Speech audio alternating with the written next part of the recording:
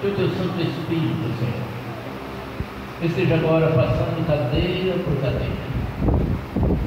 No nome de teu Filho Jesus Cristo de Nazaré, eu peço que o Senhor visite cada casa, cada família, cada vida profissional.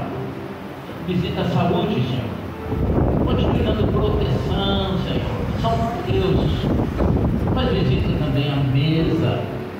Que não falte o pão de cada dia, que a geladeira, a fruteira seja abundante.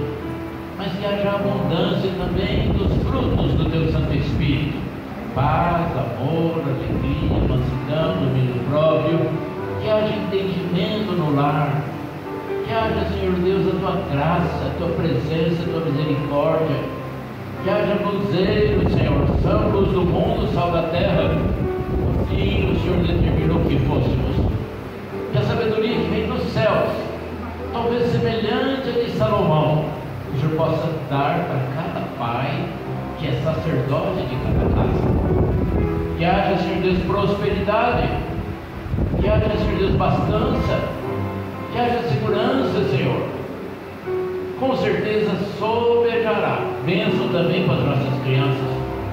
Cuida dessa geração, Senhor Deus, que está vindo, que é dessa igreja da qual teu filho é o pastor. Obrigado, Senhor Deus, por essa festa nos céus e na terra.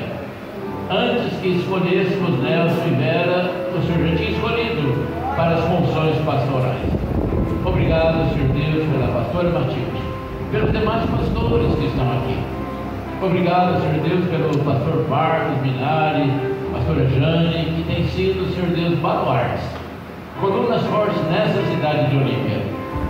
Nele, Senhor Deus, que o Senhor abençoe os demais líderes e pelos muitos, Senhor Deus, que estão surgindo. Eu vejo, Senhor Deus, com os olhos da fé, famílias, homens aqui despontando com graça e beleza diante de Ti. Fortaleça os passos de cada um. Sopra do Teu Santo Espírito. Coloca Teus anjos, Senhor Deus, na casa de cada um. E como um simples servo, pastor e apóstolo, eu estou abençoando cada vida, cada família, cada igreja, Senhor Deus. Nós te agradecemos porque estamos como quem sonha, conforme diz o Salmo 126. Mesmo na pandemia, mesmo com dissabores, mas sabemos que o Teu Santo Espírito está sobre nós. Sabemos que o Salmo 23 continua sendo verdadeiro, porque o Senhor é o nosso pastor, nada nos tem faltado. E ainda que nós andemos pelo vale da sombra da morte, não tememos mal nenhum, porque Tu estás conosco.